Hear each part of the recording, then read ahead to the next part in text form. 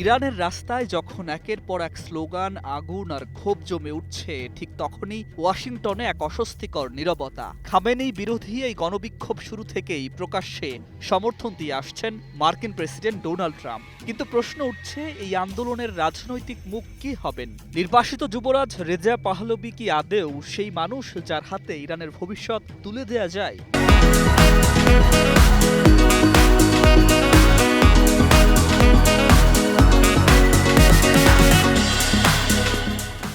গত ২ সপ্তাহের বেশি সময় ধরে ইরানের কঠোর ধর্মীয় শাসনের বিরুদ্ধে রাস্তায় নেমেছেন হাজার হাজার মানুষ।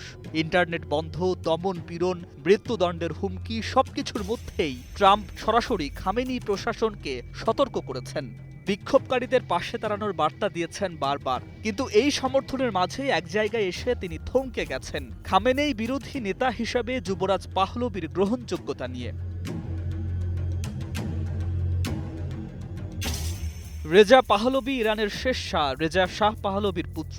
বয়স ৬৫। ১৯৭৯ সালের ইসলামিক বিপ্লবের আগেই দেশ ছাড়তে বাধ্য হন তিনি। ৪ দশকের বেশি সময় ধরে ইরানের বাইরে বসবাস। তবু সাম্প্রতিক বিক্ষোভে তিনি নিজেকে তুলে ধরেছেন পরিবর্তনের প্রতীক হিসাবে। তার আহ্বানে রাস্তায় নামছে মানুষ, কাঁপছে প্রশাসন। কিন্তু এই দৃশ্যের আড়ালে রয়েছে আরেক বাস্তবতা। ইরানের সাধারণ মানুষ তাকে কতটা নিজেদের নেতা হিসাবে মানতে প্রস্তুত? এই দ্বিধার কথাই প্রকাশ্যে স্বীকার করেছেন ট্রাম্প। রয়টার্সকে দেয়া সাক্ষাৎকারে তিনি বলেন, পাহলভিকে ভালো মানুষ মনে হলেও ইরানের ভেতরে তার ভূমিকা কি হবে তা তিনি জানেন না। ট্রাম্পের ভাষায়, আমি জানি না ইরান তাকে গ্রহণ করবে কিনা। অর্থাৎ আন্দোলনের নৈতিক সমর্থন এক জিনিস, আর ক্ষমতার প্রশ্নে দাঁড়িয়ে কাউকে পূর্ণ সমর্থন দেয়া আরেক জিনিস।